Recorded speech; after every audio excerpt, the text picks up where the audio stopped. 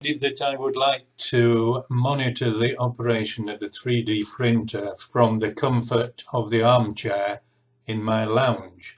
So I purchased a cheap FPV camera and transmitter combined and mounted it into a little box with the power supply taken to the rear plug.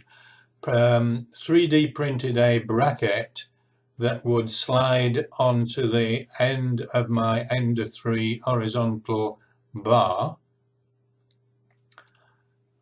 and clipped on a lid with the antenna poking clear.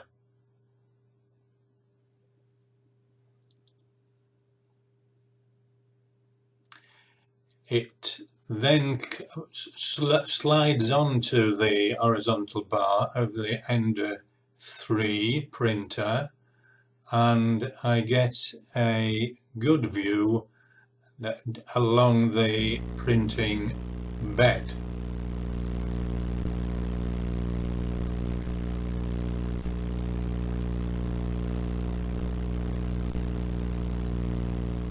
I have a small and cheap